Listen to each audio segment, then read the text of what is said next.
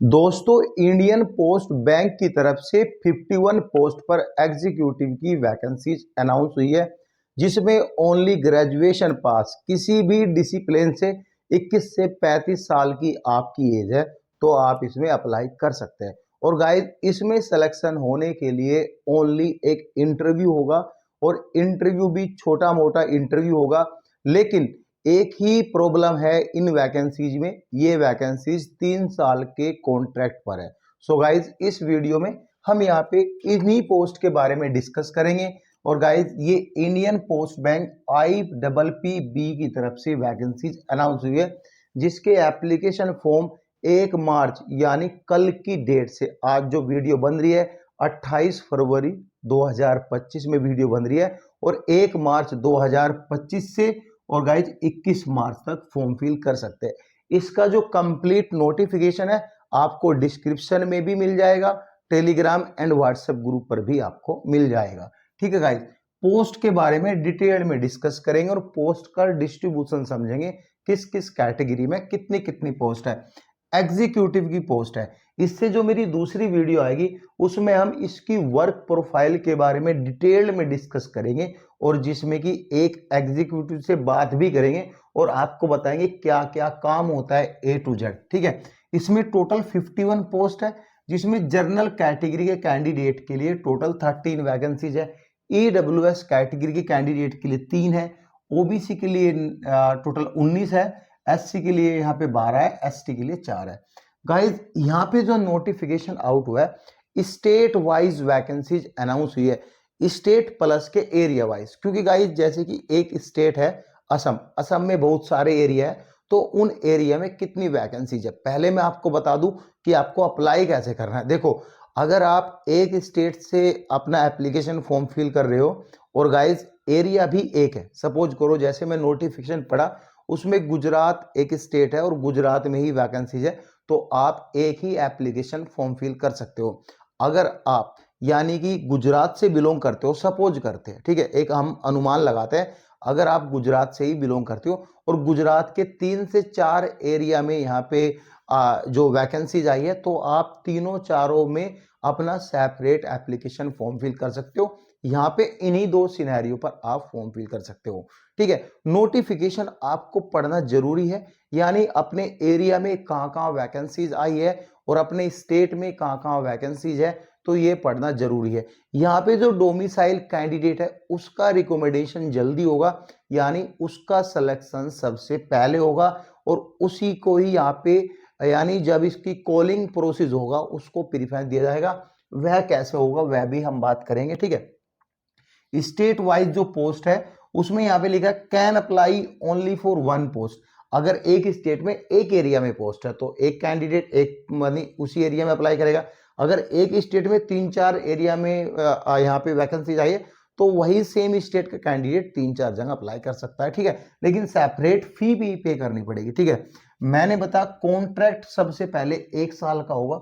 उनको लगा आप करने के लायक है, आनाकानी तो नहीं कर रहे हैं काम में, यानी कि काम को जो है इग्नोर तो नहीं कर रहे हो, डायरेक्टली उनके मुंह पे ऐसा तो नहीं बोल रहे हो कि मैं नहीं करने वाला, जो करना है कर लो, कॉन्ट्रैक्ट तो 1 साल का होगा। ठीक है, और ऐसे आपको बाहर निकाल देंगे 1 साल के बाद। ठीक है, लेकिन उन कैंडिडेट का 2 साल के लिए एक्सटेंड किया जाएगा जो पोलाइटली बात करेंगे, पोलाइटली अपना और ऑनेस्टली काम करेंगे, ये सब चीजें हैं, यानी टोटल मोटा मोटा लगा के और 3 साल की। ठीक है, देखो गाइज, अभी 3-4 महीने फिर से ये वैकेंसीज आई थी। मैं ये नहीं बोलूंगा इसमें अप्लाई मत करो, इसमें अप्लाई करो भाई, क्योंकि अभी 3-4 महीने फिर से पोस्ट आती है, हर साल इसके 2-3 नोटिफिकेशन आते हैं। अगर गाइज कैंडिडेट चाहे तो अपना कहीं और सिलेक्शन लेके, यानी किसी गवर्नमेंट जॉब वो पकड़ सकता है, ये छोड़ सकता है, जरूरी नहीं कि यही कंटिन्यूसली करना।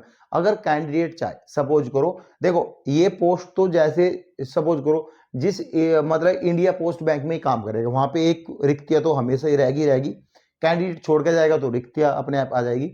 तो मेरे को लगता है जब तक काम करना है तो करना है एटलीस्ट, फिर छोड़ते रहना यार। सैलरी भी 30,000 रुपए आपको मिलेगी पर मंथ सैलरी, और आपके अपने एरिया में ये सभी काम होगा, आपके अपने एरिया में। ठीक है, आगे बात करते हैं। ठीक है, एजुकेशन ग्रेजुएशन होना जरूरी है किसी भी डिसिप्लिन से। सिलेक्शन प्रोसीजर, देखो ग्रेजुएशन में जिसके जितने ज्यादा परसेंटेज है और उस एरिया के नजदीकी एरिया का डोमिसाइल है, तो गाइज यहाँ पे सपोज करो दिल्ली में वैकेंसीज है और दिल्ली एनसीआर कैंडिडेट वालों ने यहाँ पे फॉर्म फिल किया, ठीक है, और एनसीआर कैंडिडेट में एक कैंडिडेट ऐसा है जिसकी परसेंटेज ज्यादा है, ठीक है, हालांकि और उससे भी सेम परसेंटेज दिल्ली वाले की है और वो दिल्ली में ही है, उसके पास दिल्ली का डोमिसाइल है और दिल्ली एनसीआर वाले का गाजियाबाद का, हरियाणा का, इधर चंडीगढ़ का, ये सब यहाँ पे है, तो दिल्ली वाले को प्रीफरेंस दिया जाएगा, उसका तो सिलेक्शन कंफर्म ही मानो, ऐसा होगा यहाँ पे, ठीक है, परसेंटेज के यहाँ पे डोमिसाइल ऑफ स्टेट का होना जरूरी है, ठीक है। देखो यहाँ पे दो सिनेरियो में सिलेक्शन होगा, अगर इंडियन पोस्ट बैंक ये जो भर्ती आई है जिसमें अगर ये चाहेगा नंबर ऑफ कैंडिडेट ज्यादा हुए, उस अकॉर्डिंग टू द एक्सेप्टेशन के अकॉर्डिंग ज्यादा हुए, तो यहाँ पे एक छोटा सा असेसमेंट टेस्ट भी होगा और गाइज उसके बाद इंटरव्यू होगा, हालांकि वो सेम डे भी हो सकता है या फिर यहाँ पे कुछ दिनों बाद इंटरव्यू भी हो सकता है, लेकिन मैंडेटरी तो है इंटरव्यू होना। और मुझे लगता है आज तक अभी तक कहीं पर भी असेसमेंट नहीं हुआ है, एक भर्ती में शायद लखनऊ में हुआ था, अभी तक नहीं हुआ है, तो असेसमेंट इसमें जरूरी हो भी सकता है क्योंकि आजकल सभी को जॉब है, नंबर ऑफ कैंडिडेट ज्यादा भी हो सकते हैं, अगर नहीं हुए तो इंटरव्यू आपका होगा। इंटरव्यू में कुछ नहीं होगा भाई, थोड़ी बैंकिंग की चीज पूछेंगे, बस कैसे अकाउंट ओपनिंग करना है, कंप्यूटर चलाना जानते हो, ये सब पूछेंगे बस, और कुछ नहीं होना। आजकल तो फोन पे फिंगरप्रिंट लेके ऐसे सब ऑनलाइन अकाउंट ओपन होते हैं, ठीक है। इंटरव्यू होगा, सैलरी जो है आपकी फिक्स सैलरी है 30,000 रुपये आफ्टर डिडक्शन, यानी सभी कुछ डिडक्ट करने के बाद जो भी यहाँ पे आपकी pension and all, EFO and PF account जो भी कटता है पैसा, वो सब कटने के बाद 30,000 रुपये आपके अकाउंट में आगे यहाँ पे सैलरी, ठीक है। फीस के बारे में बात करेंगे, देखो ST SC PWBD जो कैंडिडेट है उसको 150 रुपीज पे करना है, ये सिर्फ ओनली इंटीमेशन चार्ज है, ठीक है। अगर हम बात करें अदर कैंडिडेट जो जनरल है, ओबीसी से है और ईडब्ल्यूएस, हालांकि ईडब्ल्यूएस की 3 वैकेंसीज है, अगर ये कैंडिडेट अप्लाई करेंगे तो उनको 750 रुपये फी पे करनी है। इनकी नॉर्मल फीस तो यहाँ पे 600 रुपये प्लस के 150 इसका इंटीमेशन चार्ज बन जाता है, जो कि इधर है 150, तो टोटल मिला के 750 रुपये ये यहाँ पे करने हैं, ठीक है।